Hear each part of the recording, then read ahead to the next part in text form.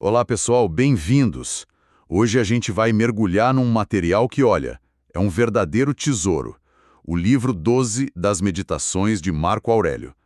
E antes que alguém já imagine, tipo, um texto de filosofia super denso, acadêmico, é fundamental a gente entender o que isso aqui é de verdade. Isso não é um livro. É o diário pessoal de um dos caras mais poderosos do mundo na época, o imperador de Roma. Ele não estava escrevendo pra gente, sabe? Ele escrevia para ele mesmo. Era um guia. Um guia para não se perder no meio do poder, da guerra, de tudo. Então a nossa missão hoje é justamente essa. É extrair lições práticas desses pensamentos. Sobre como focar no presente, encontrar calma, agir com propósito. Ok? Vamos desvendar isso. E esse ponto é fundamental, o fato de ser um diário muda tudo. Porque não tem performance, não tem máscara, é um olhar, assim, muito cru para a mente de um líder tentando aplicar a filosofia no meio do caos. Exato. Ele está lidando com frustração, com a incompetência das pessoas, com a própria finitude, é a luta de um homem para ser bom. E os temas do livro 12, que é o último, são um grande resumo de tudo isso. O nosso poder sobre a mente, como lidar com os outros e como encarar que nosso tempo aqui é limitado. Perfeito. E ele já começa com uma ideia que é tipo um soco no estômago, no bom sentido. Ele basicamente diz que toda a felicidade que a gente busca por aí, ela já está aqui, ao nosso alcance, agora. A condição, segundo ele, é abandonar a preocupação com o passado, entregar o futuro à providência e focar só no presente, agindo com justiça e aceitação. Mas tem uma frase específica que me pega. Ele diz: ame o destino que te foi atribuído. Isso soa, sei lá, passivo demais. E se o destino for ruim? Como é que se ama uma situação terrível? Essa é a grande questão, né? E é a diferença entre uma resignação passiva, tipo, desisto, e a aceitação ativa do estoicismo.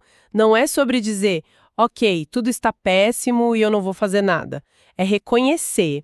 Esta é a realidade do momento, são as cartas que eu tenho na mão. Entendi. A energia que a gente gasta reclamando, desejando que fosse diferente, é inútil. A aceitação libera essa energia para você agir da melhor forma dentro daquela realidade. E ele dá o método para isso, né? No ponto 3, ele fala para a gente expulsar do pensamento tudo que a gente não controla. Tipo o quê? O que os outros pensam, o que já aconteceu, o que talvez aconteça. É como se ele quisesse que a gente limpasse a mente de todo esse lixo. Uma faxina mental, então. Mas, nossa, na prática isso é muito difícil. A nossa mente vive pulando do arrependimento do passado para a ansiedade do futuro. É um treino, é diário.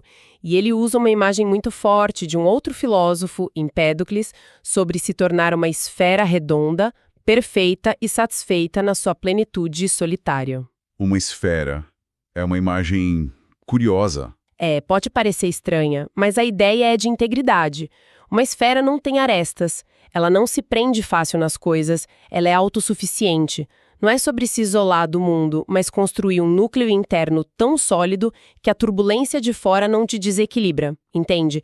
Você rola com os acontecimentos em vez de ser quebrado por eles. Gosto dessa imagem da esfera. E é aqui que fica realmente interessante, porque ele nos dá a ferramenta para construir essa esfera. No ponto 22 ele diz que tudo é opinião e esta depende de ti. Acaba, pois, quando quiseres com tua opinião. Essa ideia é uma bomba. É transformadora. Totalmente. Vamos trazer isso para o dia a dia. Você recebe um e-mail curto e direto do chefe. Sua opinião imediata é: ele tá bravo comigo, meu trabalho tá ruim, tô em perigo, e isso gera todo o estresse. Marco Aurélio está dizendo que o e-mail é só um e-mail. O ele tá bravo é uma história que a gente se conta, é uma opinião. Exatamente. O evento em si é neutro. O poder e o sofrimento também vêm da nossa interpretação. E o mais libertador é que a interpretação é nossa. A gente pode mudar. Em vez de ele tá bravo, a opinião pode ser ele tá ocupado e foi direto ao ponto. A situação externa não mudou nada, mas a paz interior foi restaurada. Exato. E no ponto 26, ele aprofunda isso de um jeito brilhante. Ele diz que a gente se perturba porque se esquece de 3 verdades. Primeiro, que tudo é opinião. Segundo, que a vida acontece só neste instante e é só isso que a gente pode perder.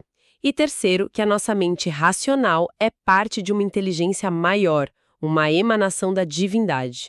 Então, sofrer por algo externo é, na visão dele, uma escolha. É esquecer do poder imenso que temos dentro de nós. Ok, essa ideia de focar no interno é poderosa, mas parece uma jornada meio solitária. A gente não vive numa bolha. O que mais tira a gente do sério? Imagino que a maioria das pessoas são os outros. Como essa filosofia funciona quando a gente interage com o mundo, com colegas, família, no trânsito? Ele vai direto nesse ponto. É como se ele soubesse que essa seria a próxima pergunta. No ponto 4, ele faz uma observação que parece que foi escrita ontem, olhando para o Instagram. Ele diz, muitas vezes me perguntei com admiração como cada um leva mais em consideração a opinião dos outros do que a de si mesma. Nossa. Ele fica chocado com o quanto a gente terceiriza o nosso valor. A gente busca likes, aprovação, elogios, como se a nossa própria avaliação não bastasse. E isso cria uma ansiedade sem fim. Mas, sendo advogado do diabo aqui, no mundo real, a opinião dos outros importa para conseguir um emprego, para manter relações. Com certeza. Como a gente equilibra essa sabedoria estoica com a necessidade de, jogar o jogo? O fascinante é que ele não prega o isolamento ou a grosseria. A questão é a fonte do seu valor. A opinião alheia, a fama, o status. Ele chama isso no ponto 2 de adornos supérfluos e envoltórios, são cascas. Entendi. O que importa é o núcleo, a divindade interior, que é a sua capacidade de ser uma pessoa justa, racional. Se você age corretamente, sua reputação, na maior parte do tempo, vai cuidar de si mesma. E se não cuidar, se te julgarem mal, isso entra na categoria de coisas que eu não controlo. É um problema deles, não seu. No ponto 27, ele dá o golpe final na vaidade. Lembra que todos os que buscaram glória, tipo Alexandre o Grande, César, viraram fumaça, cinzas, lenda ou nem sequer lenda. No fim das contas, essa busca é inútil. Certo. Mas e quando as pessoas não só nos julgam, mas agem de forma errada com a gente? Alguém te fecha no trânsito, te passa para trás num projeto. A reação natural é a raiva. E ele tem uma abordagem para isso que é radicalmente empática. No ponto 16, ele diz que, diante da falha de alguém, primeiro se pergunta, o que sei eu se isso é mesmo uma falta? Talvez a gente não tenha o contexto todo. A pessoa que te fechou pode estar correndo para um hospital. Mas mesmo que seja uma falta clara, ele diz no ponto 12, não deves te queixar dos homens, porque não falham voluntariamente. Essa é difícil de engolir. Parece ingênuo. Algumas pessoas parecem genuinamente mal intencionadas. A visão histórica é mais profunda. Para eles, ninguém escolhe o mal sabendo que é o mal. As pessoas agem mal por ignorância do que é o bem. Elas agem buscando o que acham que é bom para elas. Dinheiro, poder, prazer, mesmo que isso prejudique os outros. Elas estão, na visão dele, confusas. E qual a solução, então? A solução nunca é tentar corrigir o outro à força ou se consumir em raiva. É sempre interna. Aí entra o ponto 17, que para mim é um dos mais práticos de todos. Se algo não é justo, não o faz. Se não for verdade, não o diga. Provenha de ti esse impulso. Sua responsabilidade é governar seu próprio reino, seu comportamento. A atitude tem que vir de você.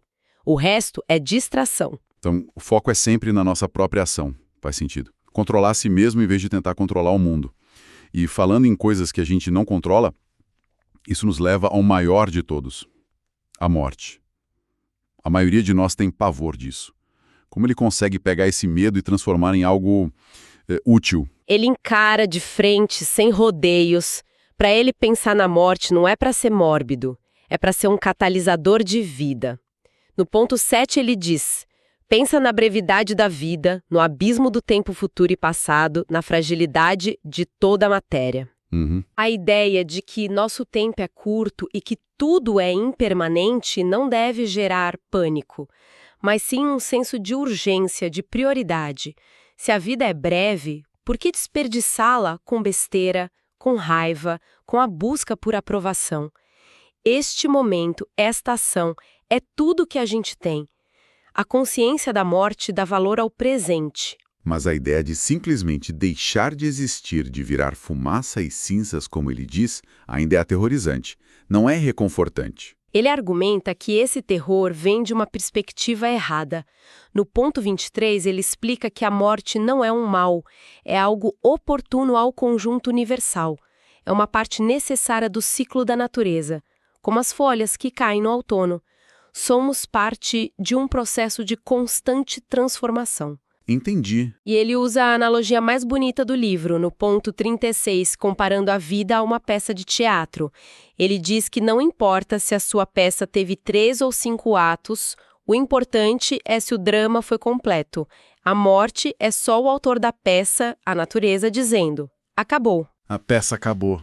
Gosto disso. Não somos nós que decidimos o começo ou o fim. Nossa tarefa é atuar bem no tempo que nos foi dado. É uma ótima analogia. A ideia de que o objetivo é viver uma vida completa, não necessariamente longa. E essa aceitação se aplica a tudo. No ponto 14, ele faz um exercício mental fascinante. Ele diz: imagine qualquer cenário. Ou o universo é regido por uma ordem, uma providência, ou é só um caos de átomos, ou é governado por uma necessidade inevitável. Sim. A conclusão dele é que, não importa qual seja o verdadeiro, a nossa resposta deve ser a mesma. Usar a nossa inteligência guia, a nossa razão, para agir corretamente aqui e agora. É o máximo do pragmatismo. Ele não se perde em debates metafísicos que não pode resolver. Ele foca na única coisa que pode controlar, a própria conduta. E para fechar essa linha de pensamento, ele nos dá a visão de cima, uma perspectiva cósmica.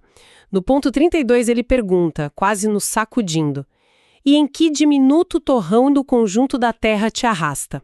Uau! Pense bem, em que pedacinho de terra, nesse universo imenso, você realmente está?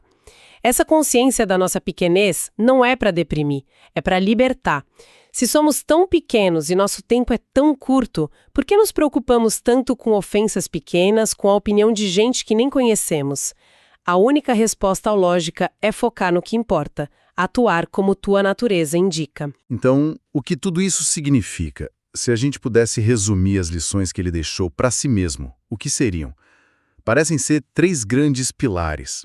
O primeiro, nosso superpoder é a capacidade de escolher nossas opiniões sobre as coisas. O sofrimento não vem dos fatos, mas do nosso julgamento sobre eles. Sem dúvida. O segundo seria que a busca por validação externa, fama, likes, aprovação, é uma armadilha que nos rouba a paz.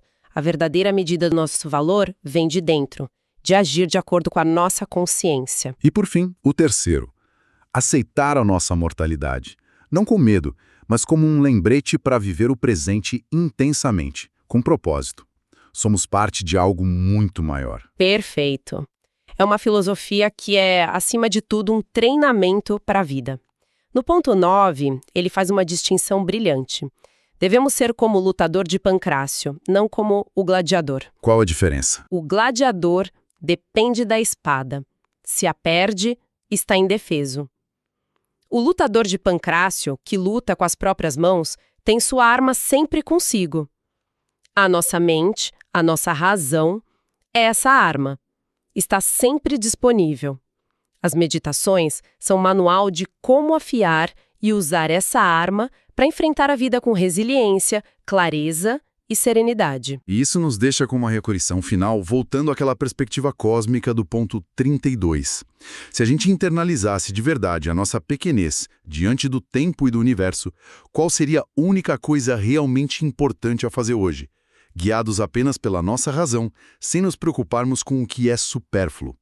Se esta análise das meditações de Marco Aurélio trouxe alguma reflexão valiosa, deixe um comentário abaixo compartilhando o pensamento que mais impactou, qual lição talvez seja possível aplicar no dia a dia e, claro, para mais conversas como essa, que mergulham fundo em grandes ideias, não se esqueça de se inscrever no canal e ativar as notificações. Até a próxima!